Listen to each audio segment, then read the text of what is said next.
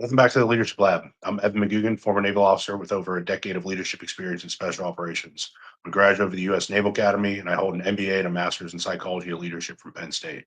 Today, I advise working professionals, coaches, and athletes on how to lead and influence effectively. This podcast is where I take that mix of academic research and pressure tested experience and translate it into practical lessons for you to lead, motivate, and win. Let's get into today's topic. One of the most common questions that leaders struggle with is a surprisingly simple but deeply uncomfortable one. And it's, how do I lead people I used to be friends with? It's something that I've dealt with personally. It's a situation that we don't talk about openly because it feels awkward, it's emotional, and it's messy. But when it happens to us, we can pretend that it's not an issue, but internally we're wrestling with the tension. The truth is that this transition isn't just an emotionally complicated one, it's psychologically contradictory. The leadership is fundamentally a power imbalance, despite what all the advocates for egalitarian workplaces would like you to think. Friendship is fundamentally a relationship of equality. And when the dynamic shifts, the relationship changes whether we acknowledge it or not. That's why I'm going to break down one of the clearest pieces of research that I've come across on this topic. It's a study called Am I Leader or Friend? And How Leaders Deal with Pre-Existing Friendships by Unsworth, Kratt, and Johnston Billings, published in 2018 in the Leadership Quarterly. The insights here aren't abstract ones, they're brutally real, they're incredibly practical, and they are directly applicable to anyone that's stepping into a leadership role for the first time or that's navigating a team reorganization. We live in an era of rapid promotions, constant reorganization, and fluid teams. People are moving in and out of leadership roles faster than their skills and their identities can keep up with. And that means more and more of us are being asked to lead people who used to be peers, friends, training partners, colleagues, and even competitors.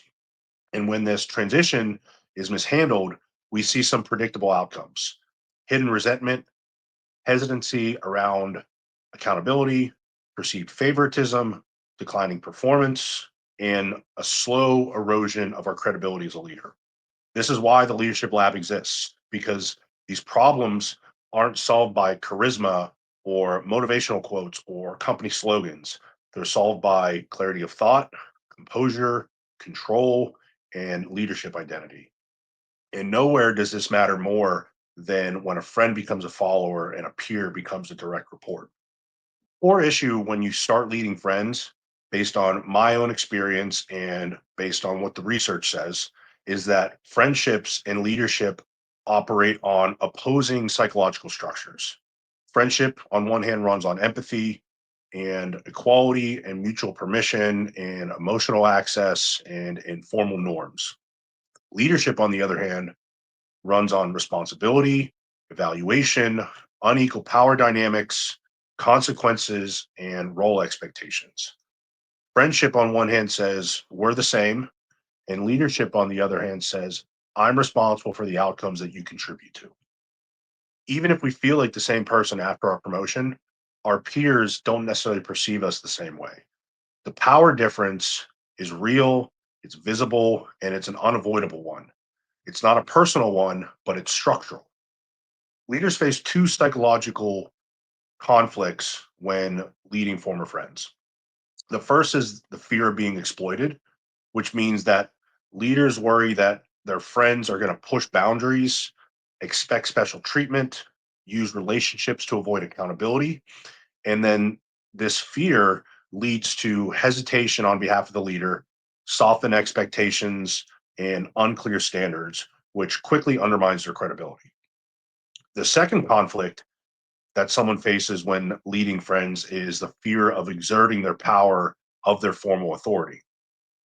Leaders don't want to appear controlling to those that they're close with, so they don't want to damage the friendship. They don't want to be seen as authoritarian, so they hold back. They become overly permissive, they avoid difficult conversations altogether, and this creates an immediate collapse of clarity and control, which are two foundational pillars of any leadership architecture. There are five strategies that I've seen leaders use to navigate this dilemma, and the research supports. These aren't just theoretical, they're patterns that you've probably seen in the workplace too. The first strategy we can use when we're in charge of a friend is to abdicate our responsibility. which means we pull back from the responsibilities and the burden of leadership to avoid conflict.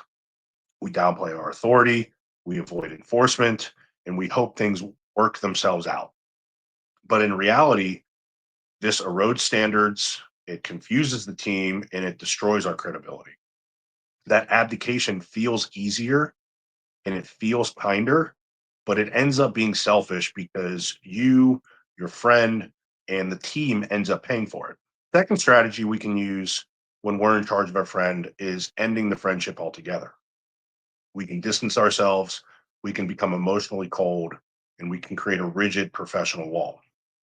This preserves the clarity, but it destroys the trust in the relationship for the sake of a job that may not be all that important in the grand scheme of things compared to the relationship itself.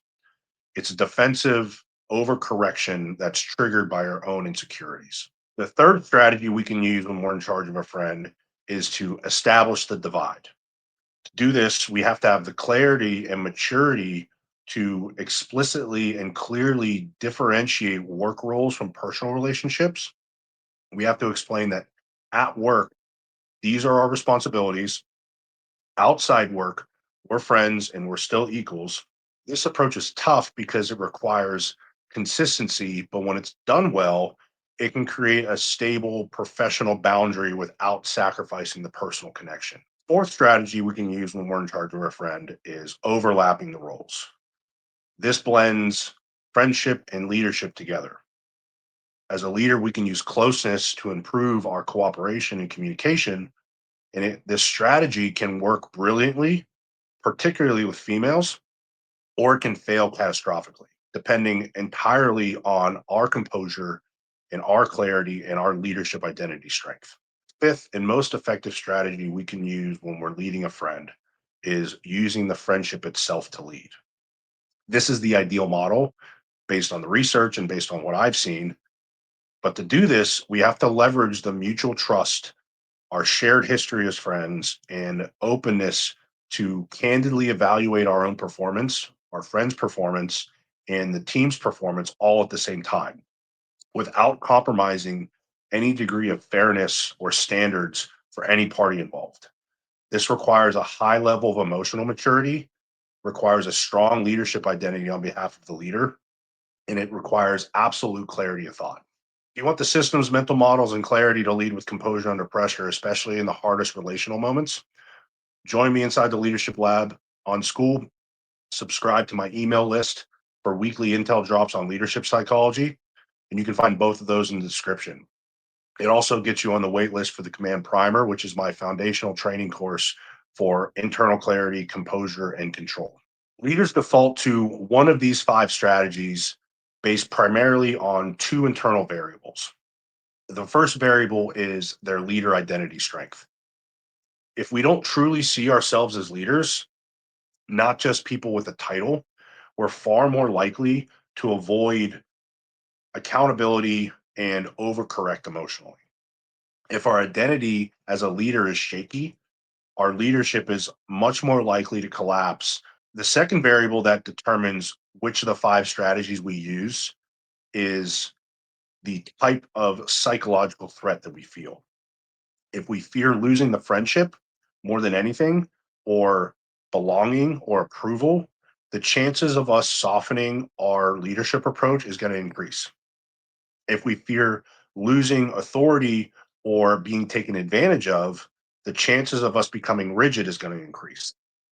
And these fears don't just shape our decisions as leaders, they shape the entire relationship and our leadership approach after the dynamic of our friendship has shifted. If we want to lead our friends effectively, our job isn't to just choose between leadership and friendship. It's to create the sort of structure and clarity where both can exist simultaneously without the contradiction. And that begins with clarity. When roles change, the expectations have to change with them. And avoiding the conversation is what makes everything harder and messier as time goes on. And we also need composure. When friendships mix with leadership, emotions can run much hotter. So our judgment is much more likely to get foggier. And that's when we need the structure the most. And then finally, we need strong leader identity strength. We don't see ourselves as leaders. We can't lead effectively, and our standards will weaken, and our boundaries will blur, and our credibility will fracture. So, leadership identity isn't just our ego saying that, yes, we deserve to be here. It's a burden and it's a responsibility and an acknowledgement of those that you have when you're in a formal leadership role. Later on in my career in the SEAL teams, I had the chance to get a really, really close friend of mine on my platoon. And on paper, it was everything that I could want. Bringing him on to the team would guarantee that we would both have a really awesome time during my leadership role. We had been friends since Buds, which was the early part of the SEAL training pipeline. So I had known him for over a decade. We had trained together, we had partied together, we had suffered together, and therefore we trusted each other in ways that only years of shared friendship and shared hardship could build. But as soon as the idea became real, the risks started stacking up. And they obviously weren't small ones. Putting a friend on my team risked threatening my judgment. I could start seeing decisions not through the lens of what was best for the team, but through the lens of what protected the friendship. And every tough call could end up getting heavier. Every shortcoming of mine, his, would become harder to address.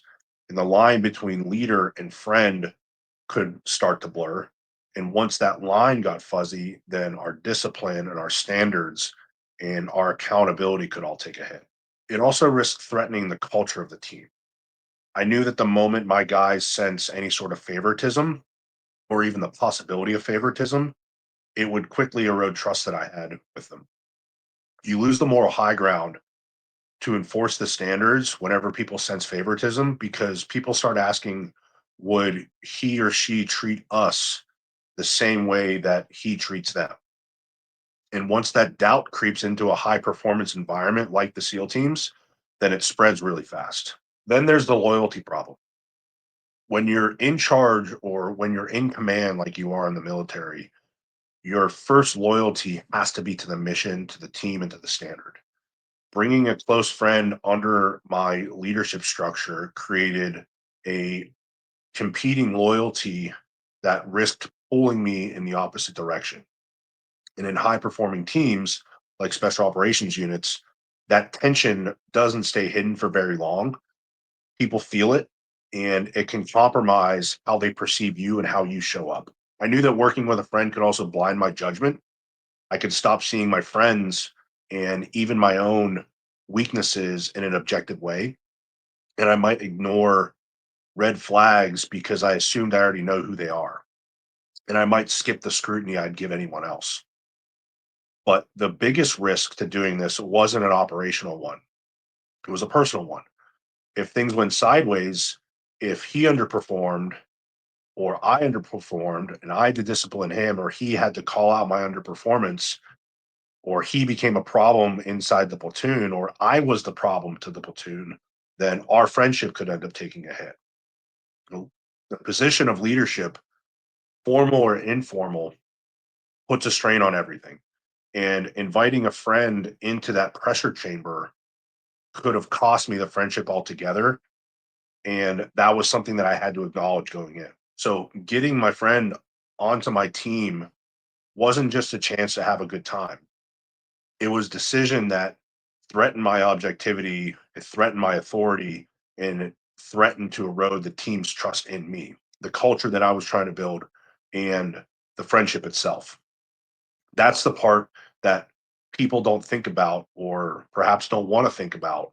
One of the leadership lessons that I learned over and over again, sometimes the hard way, was that the right decision and the easy decision rarely overlap. And usually doing what feels good in the moment quietly compromises what you're responsible for. Here's the Leadership Lab framework for leading friends with clarity and composure. The first step is to reset the frame. Have a simple, honest conversation with your friend and communicate that my responsibilities have changed. I'm still me. We're still good, but I have a role that I need to honor. The second step for leading peers is to name the standard. Clearly lay out the expectations, what the non-negotiables are, and how fairness is going to work. And don't leave anything ambiguous. This is your new operating agreement between you and your friend in the workplace. Having a high degree of clarity is going to prevent resentment between you and your friend and you. Now, I took this one step further and made my standard for my friend higher than it was for everyone else. One, because he was a more experienced member of the team. So I needed more out of him, and the platoon expected more. And then, second, if he fell short of that higher standard and I failed to address it, he would still be meeting the standard of everyone else, and it would be less likely to be perceived as unfair treatment. Now, if you're going to do that, then you have to have a very explicit conversation about that so it doesn't blindside your friend. The third step when leading a peer is to build transparency. Agree to direct, honest, and candid communication. And when you try to ignore that, the tension that leading a friend has is going to inevitably cause issues with the friendship, and it can end up destroying the necessary accountability that you and your friend have to have with one another. Fourth step when leading a peer is to use trust the right way. Friendship can strengthen your leadership and increase your influence with your team when it's done correctly. And to do it correctly, you can't exploit it and you can't allow exceptions. So use that closeness for honest and candid feedback as opposed to special treatment. Having a friend on your team can be a gold mine of information on team culture and team morale, but don't exploit that closeness with the rest of the team in a malevolent way, or you're going to end up destroying that person's relationship with the team. But if you leverage their proximity to uncover issues, you'll have insight onto things you may not otherwise have had. Fifth and final step for leading a peer is to stay consistent. The moment you bend the standard for a friend, the team will feel it and they'll see it and they'll call you out on it immediately. And you're going to end up losing credibility faster than you might think. This is why I maintained a higher standard for my friend than I did for everyone else. There's one thing you need to know when leading a friend, it's this: leadership doesn't have to destroy the relationship, but unclear leadership will. When we lead with composure and clarity and consistency, we don't have to sacrifice the connection and trust and loyalty that we've built with our friend. It can actually elevate all of them. If you want the systems, mental models, and clarity to lead with composure under pressure, especially with your friends, join me inside the Leadership Lab on School. Subscribe to my email list for weekly intel drops on leadership psychology. It also gets you on the wait list for my Command Primer, which is my foundational training course for internal clarity, composure, and control. See you next time on the Leadership Lab.